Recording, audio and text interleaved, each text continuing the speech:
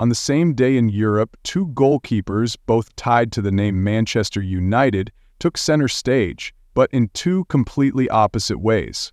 One, a former Red Devil, was being celebrated in a new land. The other, his successor, found himself drowning in a wave of relentless criticism.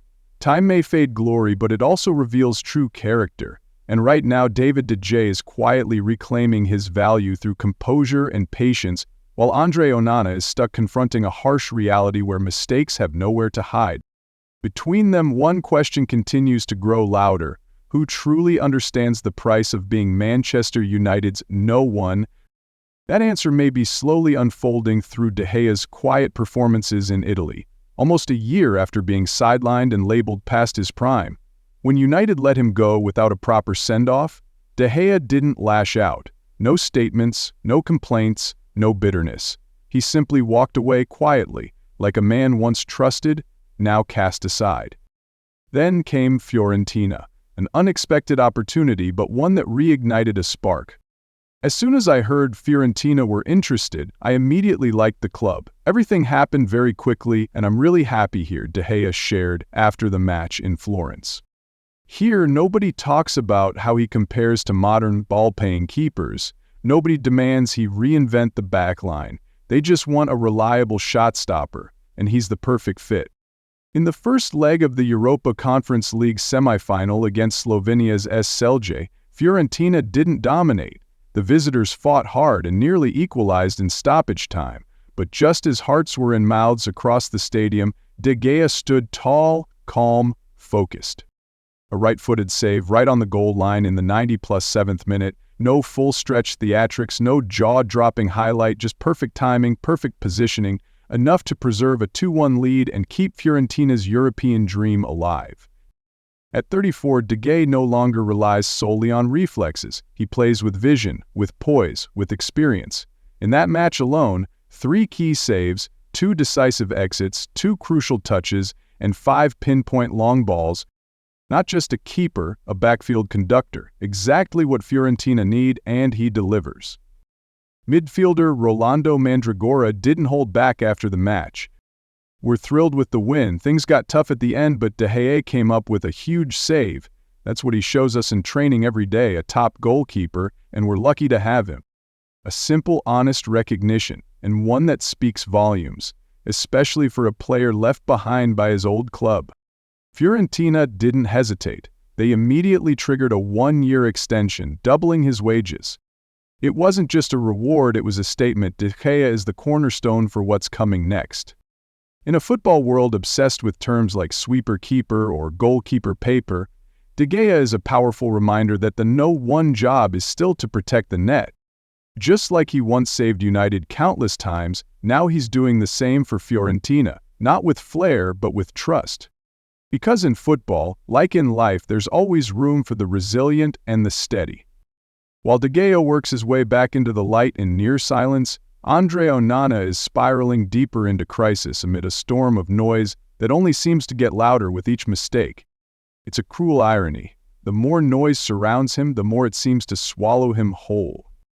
Onana arrived at Manchester United hailed as the modern goalkeeper, a ball-playing backline architect set to usher in a new era after De Gea. He came with the promise of revolutionizing United's build-up play from the back. But when performances don't meet expectations, those expectations become a crushing weight. Since joining the Red Devils, Onana has committed 9 errors directly leading to goals, more than any Premier League keeper over that span. In this season's Europa League alone, he's made mistakes in 4 separate matches. And another stat reveals the grim truth. His Premier League clean sheet percentage sits at just 26.1%, the lowest of any United goalkeeper who's played more than 900 minutes since the 2003-2004 season. The recent 2-2 draw with Lyon in the Europa League quarter-final first leg wasn't his first costly game, but it may have been the one that broke the dam. A tame free kick, a shaky parry, and just like that, more questions than answers. To make matters worse, he stirred controversy before the game by boldly claiming Manchester United were clearly better than Lyon.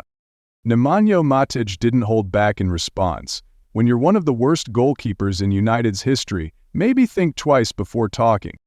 And painfully enough, the game that followed felt like proof of exactly that.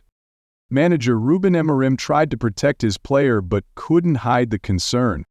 "I've made more mistakes than the players in the last few months. When one person fails, the whole team fails. But I will pick the best squad for the second leg." It's worth noting, Onana hasn't had the stability to. He's worked with 3 different goalkeeper coaches, played behind a constantly shifting defense plagued by injuries, and carried the load across every competition: Premier League, Carabao Cup, FA Cup, even international duty with Cameroon. However, all of that is secondary. The biggest issue lies within himself, in every decision, every move off his line, every misjudged moment. Onana still has his ball-playing ability, and his capacity to launch attacks from the back remains impressive. But right now, Manchester United needs someone who brings calm when the ball flies toward goal, a quality he has yet to deliver. From these 2 contrasting images, the question becomes inevitable: what truly matters for a modern goalkeeper? The ability to play like a deep-lying midfielder, or the nerve to keep clean sheets when the pressure peaks? De Gea was never known for building play from the back, but he always brought confidence to the team through his incredible reflexes and stunning saves. His strength wasn't in footwork but in composure and anticipation. At Fiorentina, he doesn't need to change, just keep being himself. And that, ironically, is exactly what Manchester United is missing right now. The financial angle can't be ignored either. United let De Gea walk for free, then spent £45 million sterling, 0 pence, to bring in Onana. Yet so far, Onana hasn't cracked the Premier League's top 5 in clean sheets, save percentage, or reliability. Meanwhile, De Gea has become a rock at the back, helping Fiorentina emerge as serious contenders for the Conference League title with steady performances and clear influence. 2 goalkeepers, 2 styles, 2 timelines, 1 club, heading in opposite directions. De Gea may not fit the new wave, but he embodies what every team truly needs: reliability. Onana may be the model of the future, but in football, one simple mistake can flip a match, even a season. And sometimes, a beautifully launched attack can't make up for a basic goalkeeping error. So when the stadium lights go out, who will be remembered? The one who dazzled in moments, or the one who let the whole team sleep easy? At the Artembio Franchi, amid all the debate and doubt from the fans, what lingers isn't the controversy, it's a feeling. A sense of contrast, as clear as ever between 2 men who once stood between the posts for Manchester United. One continues to move forward with quiet resilience and stability. The other still seems lost in a cloud of expectations that weren't fully tested before trust was handed over. Same position, same iconic red shirt, but 2 completely different chapters written in the history of Manchester United and European football as a whole. One is proof of the classic truth: true class is built on courage and consistency.